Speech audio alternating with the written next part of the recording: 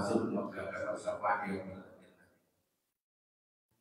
jemaah subuh yang dimuliakan Allah Subhanahu wa taala, kita mulai dari kecil kita pada subuh hari ini sama membaca lafaz basmalah. Bismillahirrahmanirrahim. Kepada Pak Ustaz. Bismillahirrahmanirrahim. Assalamualaikum warahmatullahi wabarakatuh. Alhamdulillahirabbil alamin. Alladzi khalaqal insana fi ahsani taqwim. Asyhadu an la ilaha illallah al-malikul haqqul mubin wa asyhadu anna Muhammadan abduhu wa rasuluh shadiqul wa'dil amin. Allahumma salli wa sallim wa barik ala sayyidina Muhammadin wa ala alihi wa sahbihi ajma'in. Qala Allah ta'ala fi kitabihil karim, a'udzu billahi minasyaitonir rajim. Bismillahirrahmanirrahim. Ya ayyuhalladzina amanu taqullaha wal tanzur nafsum ma qaddamat lighad. Wa qala ta'ala aidan fa alhamaha fujuraha wa taqwaha. Sadaqallahul azim. Bapak Ibu jemaah salat subuh yang dirahmati Allah Subhanahu wa taala, subuh ketiga giliran saya untuk penyampaian kuliah subuh Ramadan. Artinya kita menyisakan seminggu lagi dari Ramadan yang kita jalani. Hari ini masuk hari ke-20 atau hari ke-19 atau hari ke-20 bagi kita puasa. Itu alhamdulillah kita tetap sehat dan kita mohon kepada Allah sehat sampai ke akhir Ramadan, bahkan sampai ke akhir hidup kita masing-masing. Selanjutnya kita juga bersyukur kepada Allah Subhanahu wa taala. Alhamdulillah Ramadan kita landai lancar dan tidak begitu panas, tidak juga begitu dingin. Insyaallah menenteramkan hati kita. Hanya saja ada kemungkinan lebaran kita ini 2 putaran. Sebab banyak sekali kecurangan-kecurangan yang kita lihat. Ada orang yang puasa tidak sholat. Ada yang bersama aja tapi tidak puasa. Ada yang sibuk nyari pakaian lebaran tapi tidak puasa. Ini kecurangan-kecurangan ini masif. Salam dan salawat untuk junjungan kita Nabi besar Muhammad sallallahu alaihi wasallam. Kita akan bahas 13 keutamaan takwa dari penelitian yang dilakukan oleh Syekh Dr. Mahmud bin Ahmad Ad-Dawsari. Dia meliti tentang keutamaan takwa di dalam Al-Quran. Tapi sebelum itu kita jawab beberapa pertanyaan.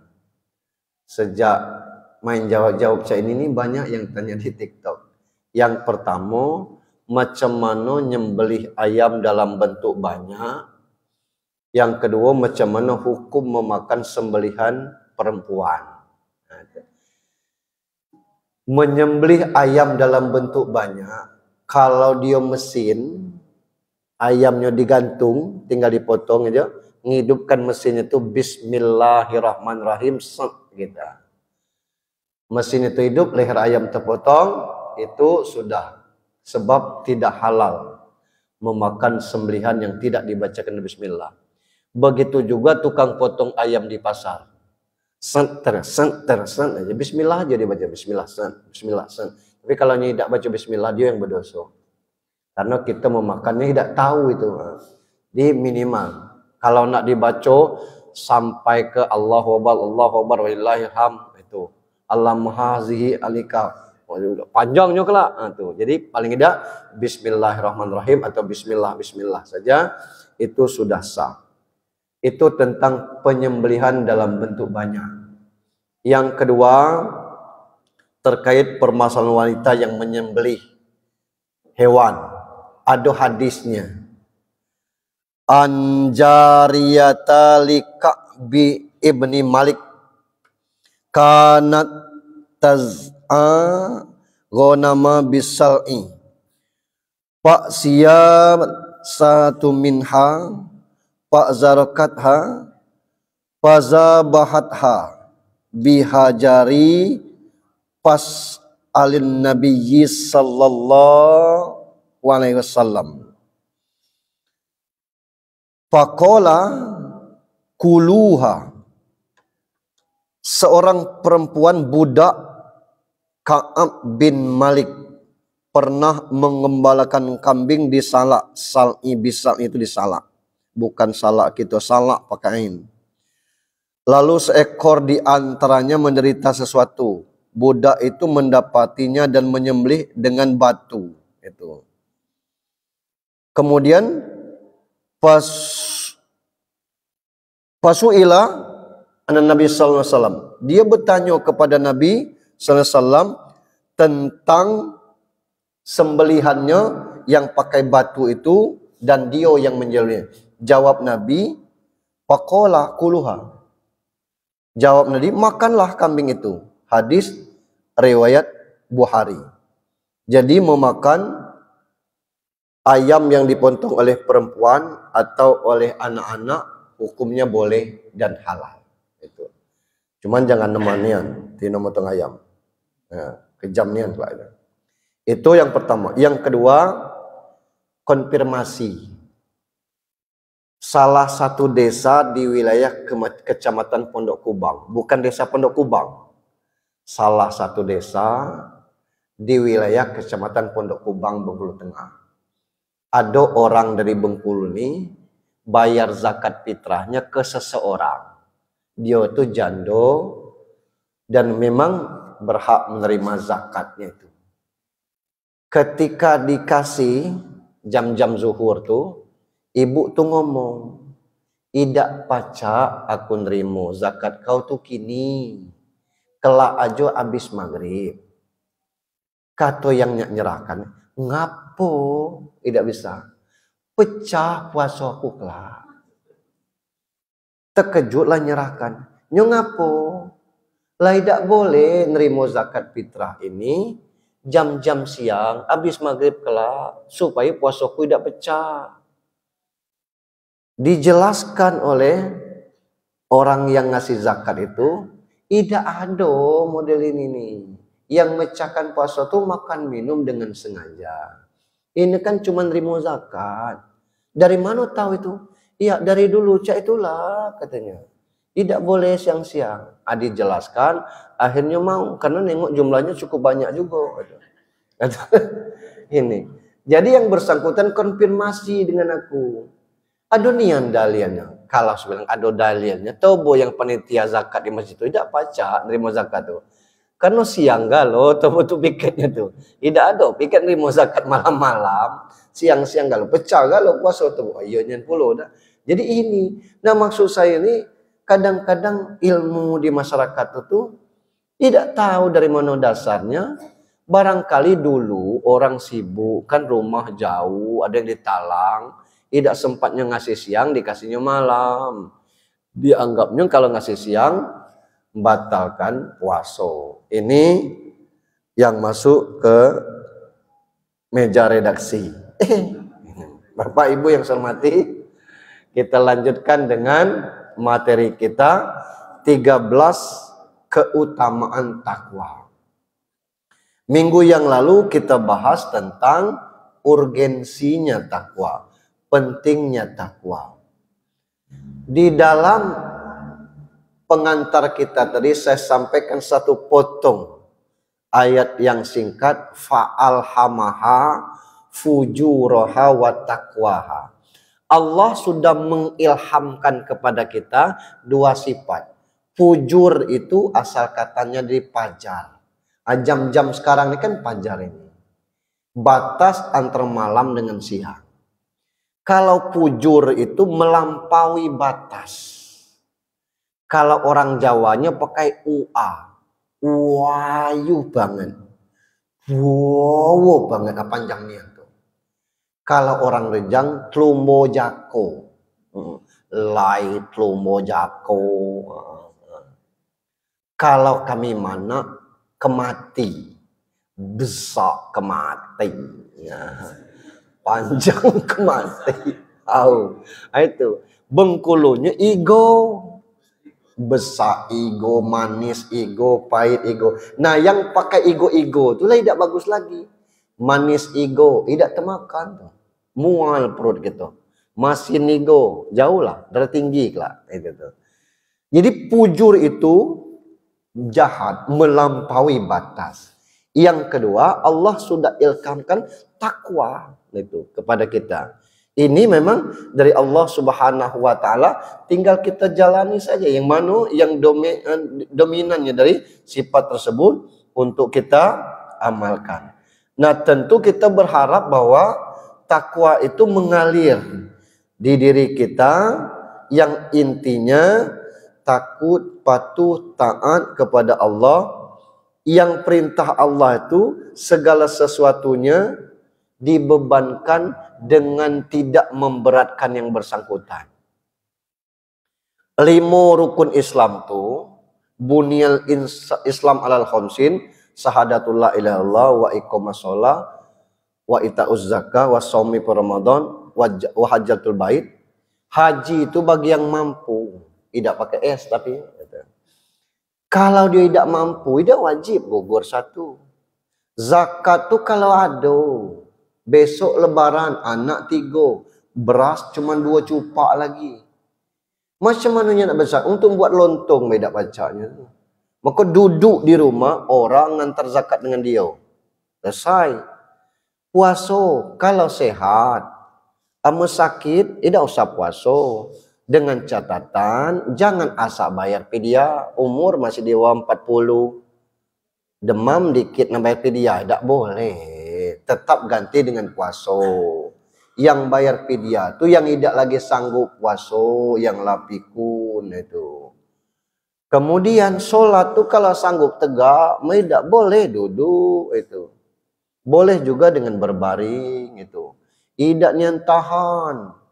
Air dingin, pakai air hangat boleh, jangan air panas mutung lah, air hangat boleh itu tuh. Nah, ini tentang sholat. Tidak ada air, boleh kita pakai tayamum. Sakitnya tidak boleh kena air, boleh pakai tayamum. Kalau syahadat jadilah sekali. Itu. Jadi perintah Allah itu ringan bagi kita, supaya kita tidak berat menuju kepada takwa itu. Apa keutamaan takwa ini? Kata Dr. Mahmud bin Ahmad Ad-Dawsari, pertama, takwa adalah jalan menuju hidayah. Ya ayyuhalladzina amanu in tattaqullaha yaj'al lakum furqanan wa yukaffir ankum sayiatikum wa yaghfir lakum dzunubakum wallahu dzul fadlil azim. Wahai orang-orang beriman, jika kamu bertakwa kepada Allah, kami akan memberikan kepada kamu furqan, pembeda, baik, buruk, salah, benar, halal, haram. Dan kami akan jauhkan kamu dari kesalahan-kesalahan dan mengampuni dosamu, dan Allah mempunyai karunia yang besar. Hidayah itu petunjuk. Macam-macam bentuknya. Ada yang lewat sakit. Waktu sehat, tidak nyendak ke masjid. Entang sakit itu. Raso-raso adik mati lah bermana. Lah mau lagi bapak. Lah. Istighfar, Pak. Istighfar. Astagfirullah. Astagfirullah. Tang sehat dia. Berguyurlah ke masjid. Sejak itu tidak beraninya meninggalkan masjid. Itu hidayah. Ada orang yang dapat hidayah dari non-muslim masuk ke Islam. Kayak Irene Handono. Itu kan bukan main itu. Gara-gara salah baca Al-Quran. Kita kan bacanya dari kiri ke kanan. Al-Quran kita baca dari kanan ke kiri. Itu. Alif lam mim itu kanan dulu baru kiri. Nah, Irene itu baca dari kulhu. Dikajinya kulhu itu, akhirnya dari situ hidayah masuk. Jadi ustazah terkenal. Yahya Waloni itu siapa melawan gaya itu? Sejak masuk Islamnya belago jadi ceramah ini. Apal kalau dia ayat Al-Quran itu. Nah ini, itu hidayah. Kita juga seperti itu. Nah kita ini dari kepuyangan dulu lah masuk Islam. Kan olah lama ego, dia mungkinlah jenuh. Jadi hidayah ini petunjuk dari Allah Subhanahu wa taala. Ada orang yang mati muda, tidak sempat apa-apa mati cacat. Ngapo? Wah, la ilaha illallah. Ngapo?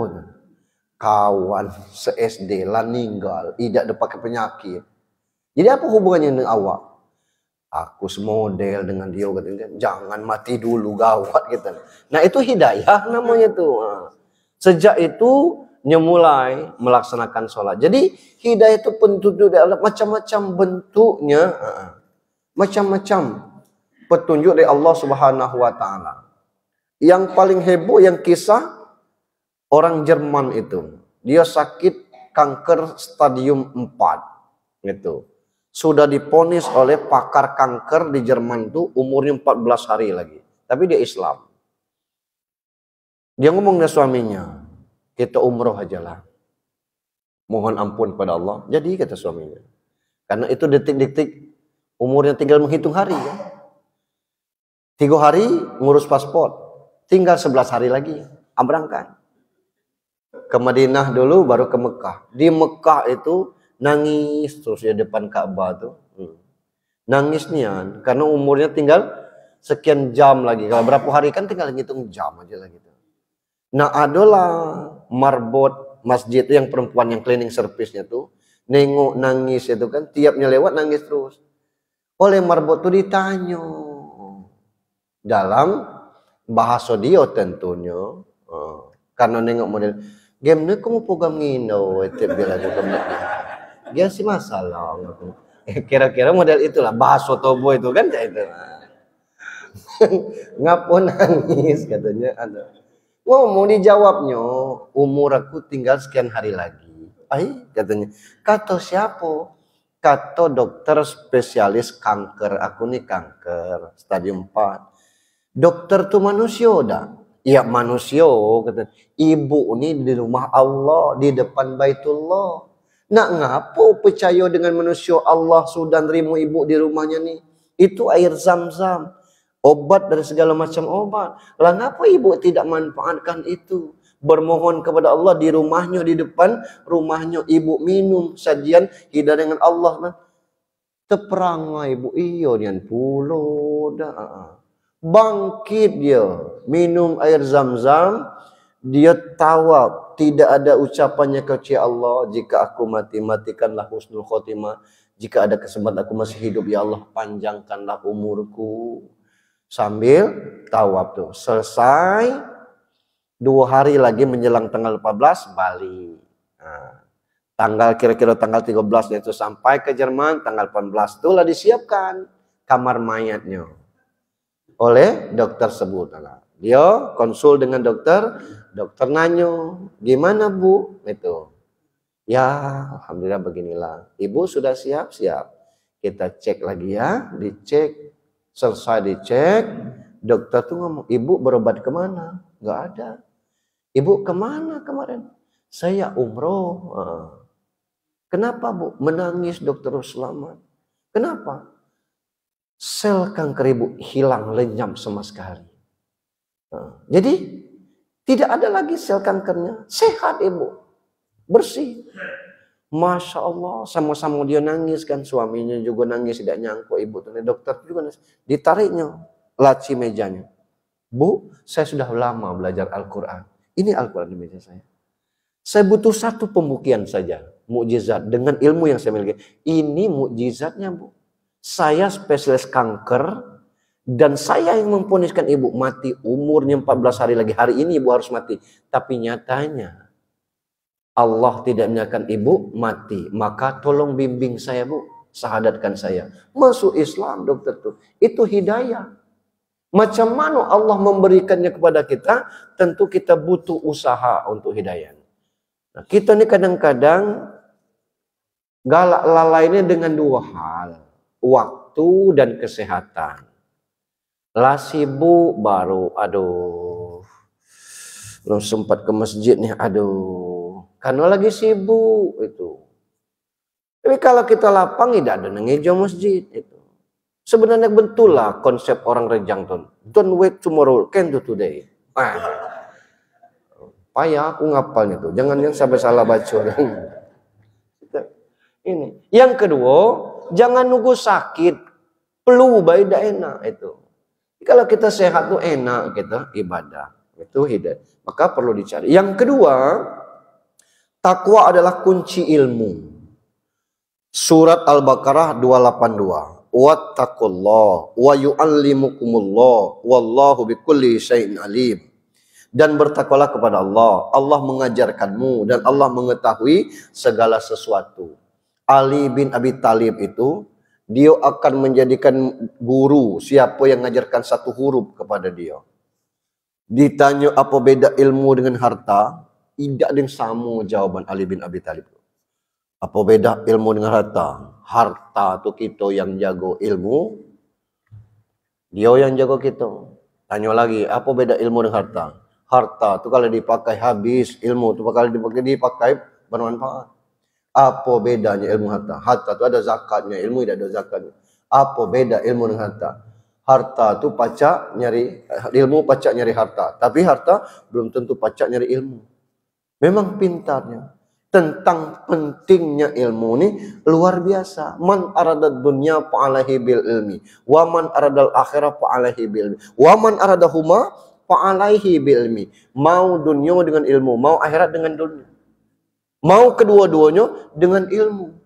Hidup itu jadi mudah karena kita punya ilmu. Luar biasa. Saya sering katakan, misalkan masalah batu baik, itu beda jauh penghasilannya. Tukang pecah batu yang sebesar tiang ini nih, itu paling bergaji sekitar 300 itu. Minimal 3-4 hari dia mecahkan batu sekubik itu baru dapat gaji 300 atau 400. Batu sebesar-besar itu dipecahkan. Nanggung ngayun tukul besar tu, mak betis tu. Mecahkan batu. Tapi tukang batu yang masang batu bata di rumah tipe 36, tipe 49 itu, 250 gaji sehari. Masang bata, be.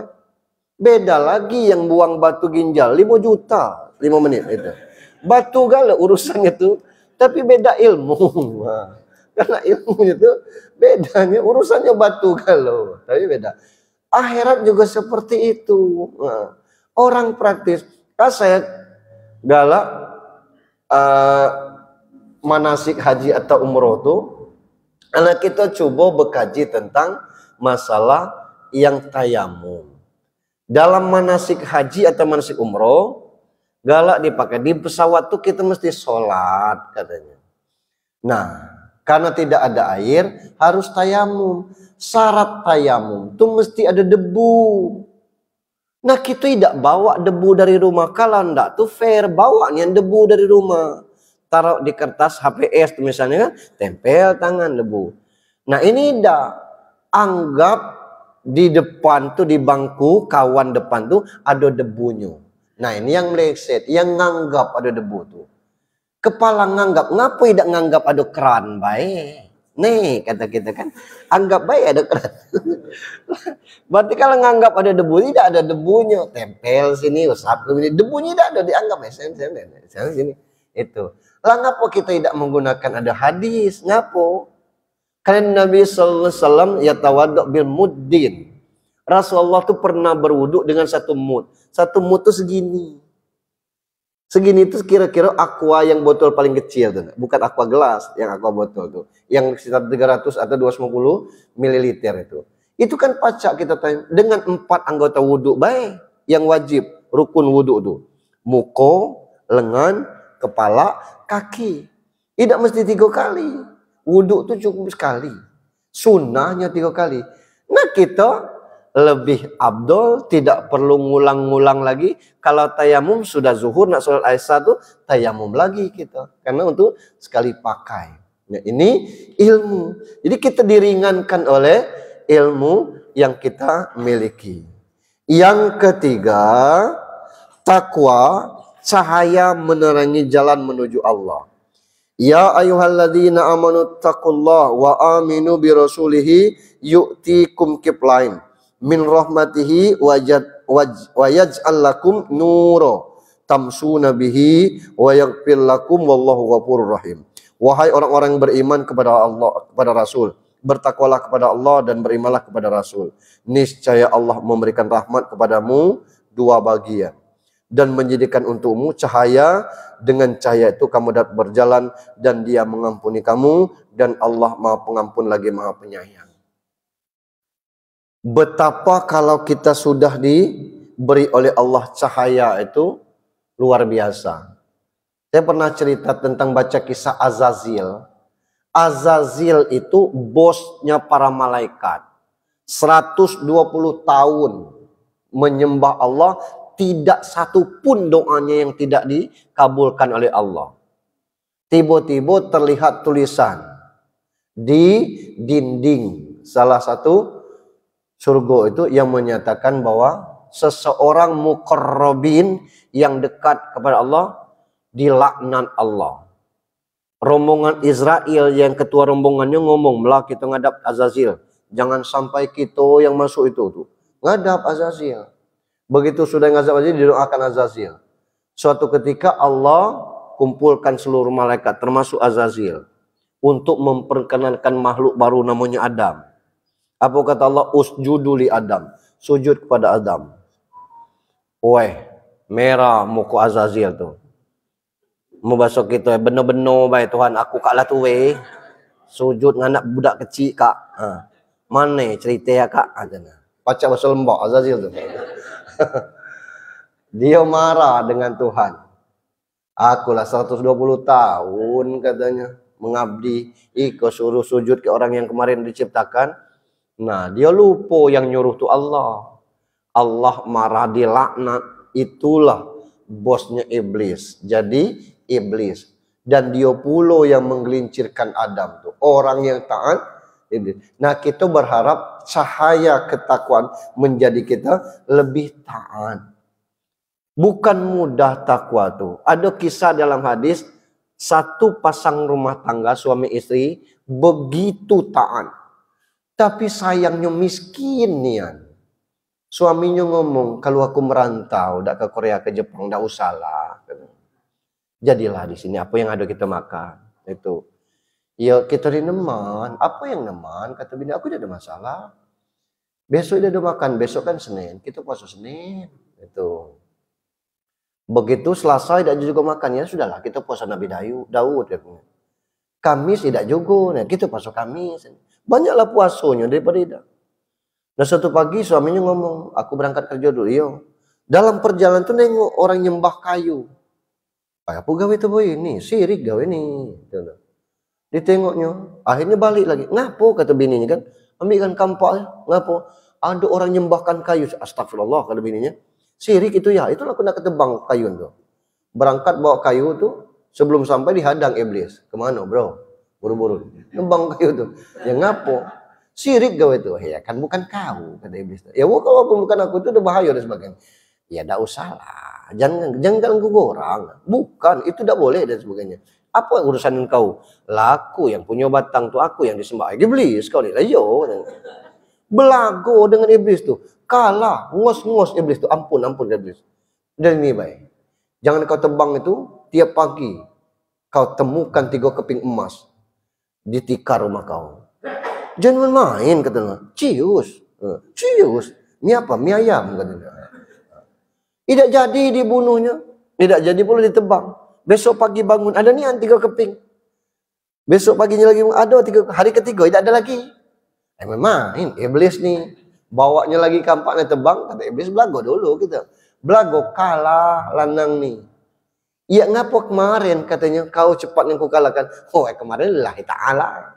Yang pagi ini lillahi 3 keping. Katanya. Jadi urusan takwa ini bisa melemahkan kita, bisa menguatkan kita. Nah itulah cahaya bagi kita. Suami saya kalau tidur galak bercahaya Pak Ustadz, itu yang hidup HP malam-malam, itu dalam selimut. Itu. Yang keempat, amal diterima karena takwa. Allah berfirman, surah Al-Maidah 27. Innama yatakabbalullahu minal muttaqin. Sesungguhnya Allah hanya menerima amal dari orang bertakwa. Mereka itu orang-orang yang amalnya ikhlas untuk mereka Allah. Wa ma umiru illa liya'budullah muhlisina lahuddin. Allah tidak beri kita ibadah, tidak tugaskan kita ibadah, tidak menyuruh kecuali dasarnya ikhlas. Ikhlas tuh kayak air putih. Tidak ada campurannya. Itulah ikhlas. Nah, jangan sampai kita ternodai karena ria. Nah, ini kadang-kadang sering kita sampaikan. Asa tahajud malam itu melapor ke grup. Alhamdulillah selesai tahajud. Apa gunanya? Kadang-kadang kita nerima WA jam 3 malam itu agak ngeri-ngeri gitu. Takut keluarga ada yang sakit, ada apa-apa itu. Pas terbaca, kawan melapor baru sudah tahajud. Tahajudlah situ. Ini tidak usah. Ada juga yang sedang tawaf pakai live itu. Yang kita sedihkan itu kadang-kadang pembimbing jamaah. Nah, pakai satang tuh. Alhamdulillah membimbing jamaah lagi tawaf, guys. Nah, tawaf itu tidak boleh. Kita itu tuh sama dengan ibadah. Kita tidak boleh kita ngomong yang lainnya. Ini live lewat sosial media. Nah, apa gawe kita model-model itu? Kalau nak berfoto selesai itu boleh. Tapi kalau dalam rukun seperti itu jangan kita untuk hal-hal yang demikian itu. Ini merusak ibadah kita. Jangan pula karena kita ria itu, mentang-mentang balik dari umroh berubah style, berubah pola suara. Nah, kata kawan, ini baru balik umroh masih bau malaikat. Dia ini bayang imam. Kebetulan sebelum umroh memang ada pernah imam. Begitu jadi imam berubah suara. Bismillahirrahmanirrahim. Waladdallin. Suara sudes. Sudes itu memang pita suara. Jadi itu paksalah kita amin. Selesai itu nggak mau tidak puluh jahit. Biasa-biasa baik. Ada lagi tidak pakai bismillah lagi. Jadi kita kadang-kadang kita yang jadi jamaah nih, Allahu akbar, alhamdulillah. Di mana bismillahnya? Di situ tuh pakai bismillahnya, tapi bismillahirrahmanirrahim. Alhamdulillahirabbil alamin. Pakainya bismillah itu. Kita di Asia nih penganut mazhab Syafi'i.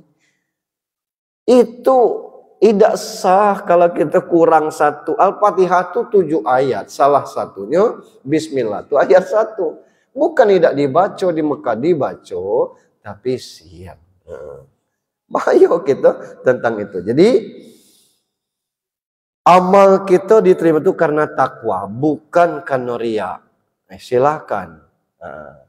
Kita bercerita dengan kawan, aku malam tadi apalah yang kurang cerita tentang habis subuh balik itu.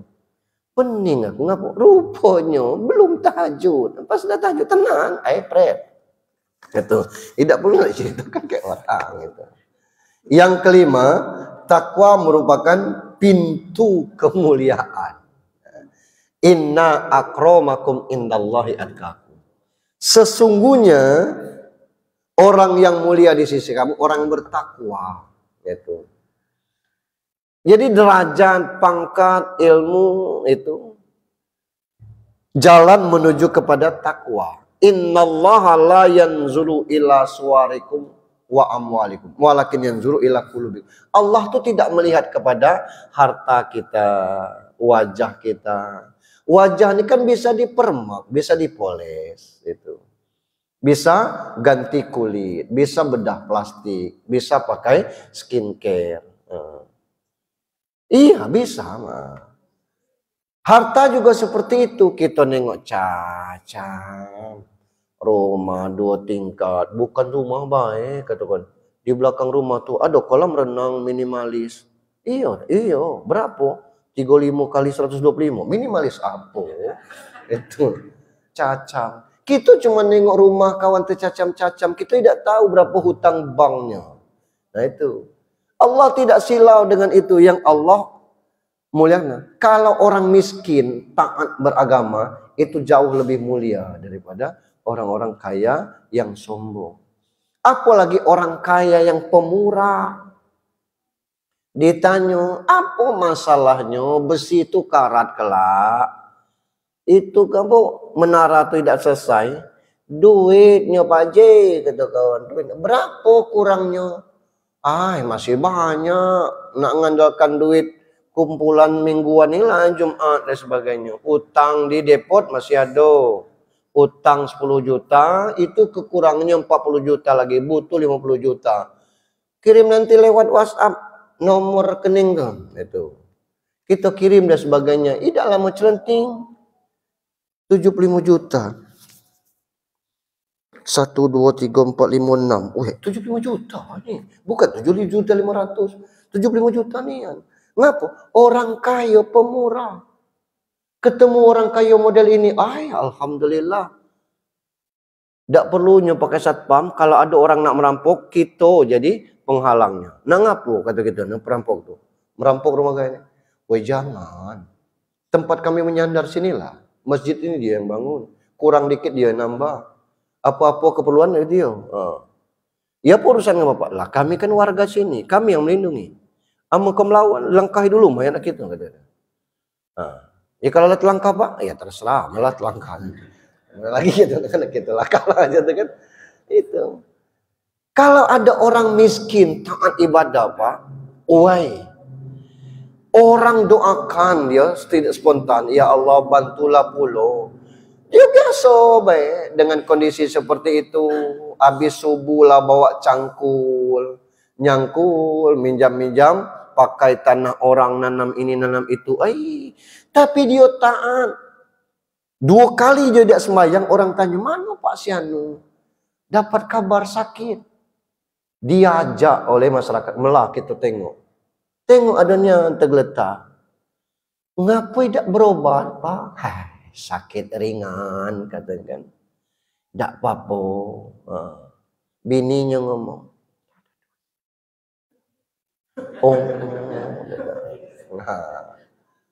Ngapa Bu? Ndak, kata ibu, negatal. Tidak ada duit rupanya. Kita sanggup Pak patungan untuk yang demikian itu. Ngapa? Karena orang miskin yang taat. Kemuliaan bagi dia di situ. Nah yang banyak ini mano miskin, jahat pula lagi. Ini macam mana? Jangankan Tuhan kita. Kalau ada orang miskin taat ke masjid, ya Allah. Bau WC itu dia gosok, dia siram. Ngapa Pak? WC ini orang buang puntung rokok sini nih. Bau, aku pening ini apalagi orang lain. Ada orang misalnya kan sampah, kacau dia bersihkannya. Nengok kipas angin masih hidup, dia sibuk matikannya. Ngapa? Banyak kena listrik nanti.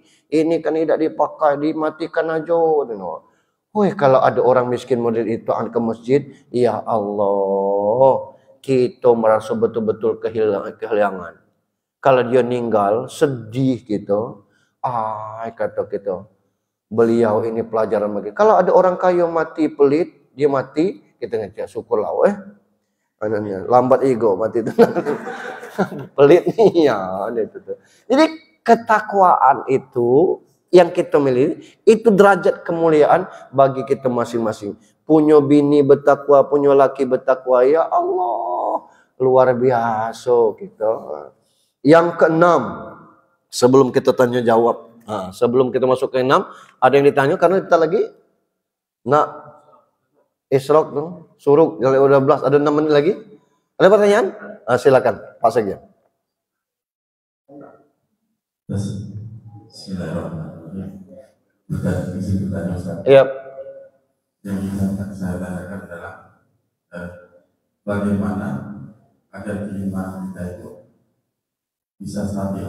Misalkan Ramadan ini iman kita mungkin 90%.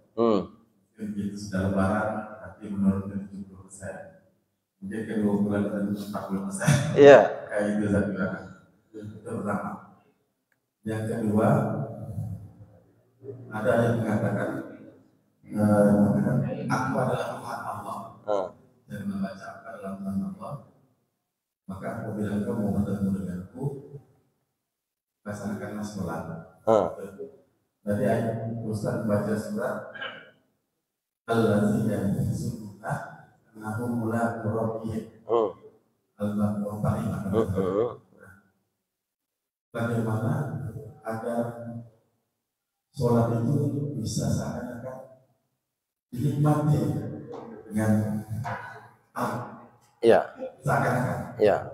Terima kasih Ustaz. Yang pertama,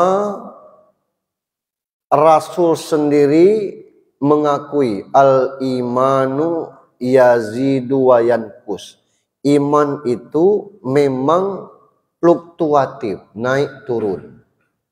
Nah, penyebabnya urusan dunia inilah. Nah, maka itu setidaknya kalau dia turun tidak hilang dia. Artinya jangan sampai rusak iman itu. Misal kalau kita terbiasa sholat 5 waktu di masjid, sekali kita tidak sholat, itu gelisah hati kita tuh.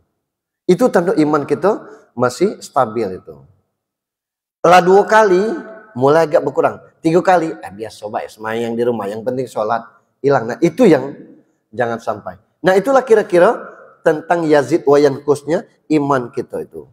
Bab kalau kita pelihara model orang yang terbiasa semayang tepat waktu, ketika dia tidak semayang tepat waktu, akan berkata dengan sendirinya hatinya itu. Itu kemuliaan iman.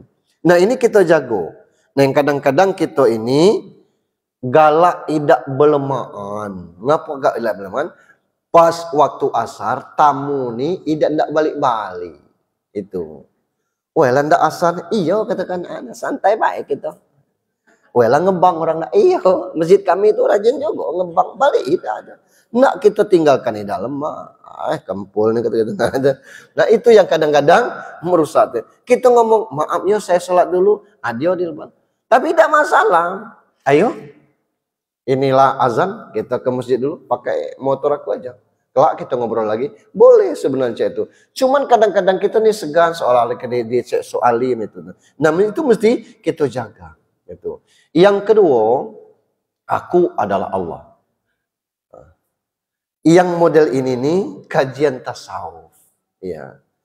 Maka kalau orang tasawuf tuh kiblatnya 4. Kiblat hati, kiblat iman, kiblat arah itu beda-beda. Nah, yang model ini nak hati-hati kita karena itu sudah kajiannya tasawuf. Tidak apa-apa kita belajar itu, cuman jangan jadi tasawuf kita menyimpang itu tuh. Jadi bagus di tasawuf itu kajiannya sudah kepada filsafat. Sehingga kita menuju kepada pertanyaan ketiga tadi, untuk membersamai sholat itu macam mana sholat itu terasa nikmat. Nah, enak kita sholat. Nah diawali dengan keseriusan. Khusyuk itu bukan tidak ingat apa-apa, tapi serius. Wudhu serius. Kemudian kita, siapa yang wudhunya tidak serius Pak Ustadz? Wudhu sambil ngobrol tuh termasuk wudhu yang tidak khusyuk. Wudhu yang serba cepat tuh circul carcul model itu termasuk wudhu. Nah, kadang-kadang tidak basah nian muka, tidak basah nian sampai ke siku. Itu tidak sah wudhunya tuh. Kalau wudhu tidak sah, maka sholat tidak sah. Kita nikmati wudhu itu macam mana filsafatnya, cuci tangan menggugurkan dosa yang dibuat tangan. Ngusap muka menghapuskan dosa yang dibuat oleh mata, hidung, mulut dan sebagainya. Membasuh telinga yang didengar oleh telinga. Membasuh kepala, mencuci otaknya dari pikiran-pikiran yang jahat. Kalau sampai seperti itu, kita ingin sebersih-bersihnya. Nah begitu kita sholat, Allahu Akbar, maka para ulama menganjurkan agar kita paham arti yang kita baca itu. Nah, ketika kita paham sebagian yang kita baca itu menjadikan kita misalnya ihdinas siratal mustaqim, tunjukkanlah ya Allah jalan yang lurus. Siratal ladzina an'amta alaihim, jalan orang-orang yang kau beri nikmat atas.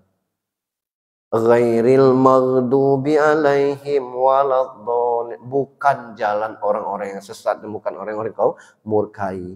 Nah, seperti itu kita pahami menyebabkan kita ibadahnya menyatu niat dengan praktik kita subhana rabbiyal a'la, maha suci, maha tinggi engkau ya Allah. Posisi kita persis di bawah telapak kaki seperti itu. Indahnya filosofinya sholat seperti itu. Saat kita ruku, kita sejajar perut dengan kepala. Artinya tai sejajar dengan otak. Lah mulai kurang harga diri kita. Pas kita sujud, pala di bawah telapak kaki. Nah, maka itulah kita disuruh sujud terakhir itu agak lama, dan jarak yang terdekat antara Allah dengan Rabb-nya itu waktu sujud seperti itu. Memahami hal-hal seperti ini menyebabkan kita sholat lebih khusyuk dan lebih nikmat rasanya. Kepada orang-orang yang ditugasi menjadi imam, ngapo ada sunnah nengok kanan nengok kiri itu bukan sekedar sunnah untuk nengok pasukan yang dibawa ini. Kalau umurnya rata-rata di atas 70 tahun, baca ayatnya sedang-sedang baik. Batas seain jadilah. Iya, jangan pula misalnya apa Al-Waqi'ah apa dibaca sampai tuntas itu.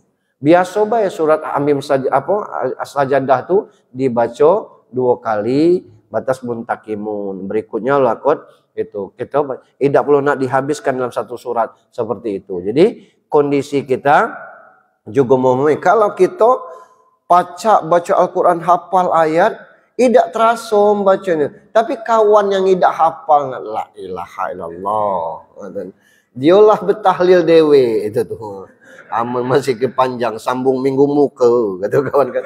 Nah, itu kan. Karena kita hafal, kawan tidak hafal tentang itu. Ini cara-cara kita tentang itu. Mau upaya-upaya untuk itu ada pelatihan-pelatihan khusus macam mana kita menjadikan sholat lebih khusyuk untuk itu. Salah satunya dulu pernah diprakarsa oleh Ari Ginanjar yang pencipta penemu Eki, Eski, Iki itu. Nah, sehingga dengan seperti itu lewat salawatnya baik orang banyak bertangisan di gedung-gedung dulu kan menuju pada sholat yang lebih baik. Lah lewat 15 itu tuh. Saya pikir demikian, kita sambung minggu depan. Mohon maaf, satu pertanyaan dari demikian. Kepada Allah mohon ampun. Billahi taufiq wal hidayah. Assalamualaikum warahmatullahi wabarakatuh.